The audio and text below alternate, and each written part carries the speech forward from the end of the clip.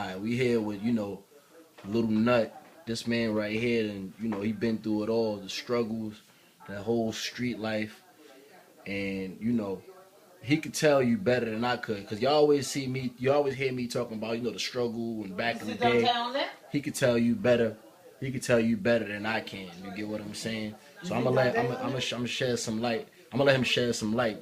Say what he got to say. So, you know, tell us a little bit about yourself and the struggle. Yeah, I've been in the game for around about damn near 40 years. Since I was 12 years old, I've been running the streets. You know what I'm saying? But now I done gave it up because it's getting hard out there. You know what I'm saying? I just sit here talking to my nephew.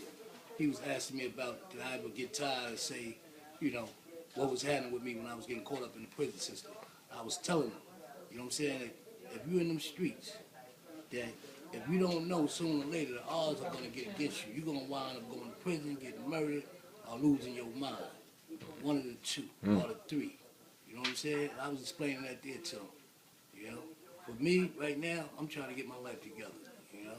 I'm tired. You know what I'm saying? I don't want to go back to prison. I don't want to die in prison. You know what I'm saying? I know a lot of millionaires in prison. I know some cats, man. You know what I'm saying? That ain't going to never see the day of light again. Damn. You know what I'm saying? And I don't want to end up there. And I know that there is the bottom line. You know? So you would say,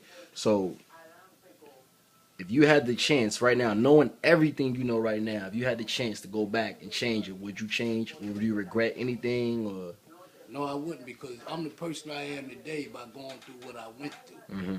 Maybe it could have been worse. I could have been dead. You know what I'm saying? I got homies that died at the age of 16, 17, back when it wasn't even being killings like it is today. damn. They died. You know what I'm saying? So I'm the person I am today by what I done been through. Had I not been through that there, I might not be here. You know what I'm saying? So I think every day that I'm here. Yeah, I feel that. I feel that. So, out of all your, homies, like all the dudes you was with back in the day, who's left? You the only one left? What's going There's on? maybe about two or three, but two or three, they're in prison with 50 to life, 75 to life. You know what I'm saying? All the rest of my homies that I really ran with, they either died from murder, died in prison, being sick. You know what I'm saying? Because in prison, you start getting tired of that there life. You know what I'm saying? And the stress and the mobility of that there, it takes a toll on you. Especially when you get up in age, you get past 40. Prison ain't for an old dude. It's for a young dude. It ain't for nobody, really. You know what I'm saying? I don't wish prison on nobody. You know? But what it is what it is. And your time in prison, you I'm sure you learned from your mistakes. I'm sure you stayed out of that environment after you got out. Tell us a little bit about your time in prison. Like, how did you persevere through it? Well, me, you know what I'm saying? The same thing I did on the streets, I did in prison. You know, extortion, selling drugs, robbing dudes. You know what I'm saying? Our first bit, I didn't really learn nothing.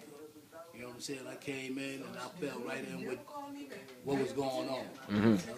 So I really didn't learn nothing. I came back home and then I wound up doing another 7 years. I didn't really get it until I went to a place called Woollet. How you said it again? A place called Woollet. Woolet? Woollet. Woolet? Woollet was a 90-day program. It was like being in the military.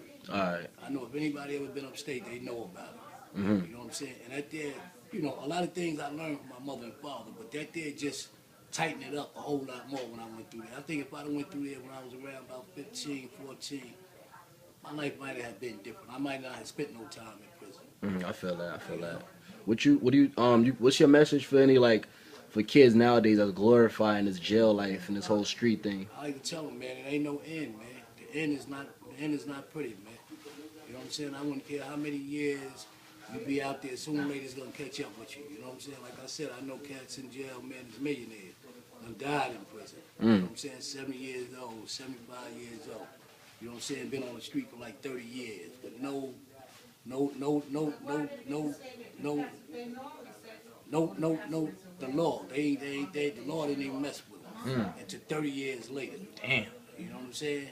And they wound up in the penitentiary, and wound up dying. All this money in the street, property in the street, but it's no good. You know?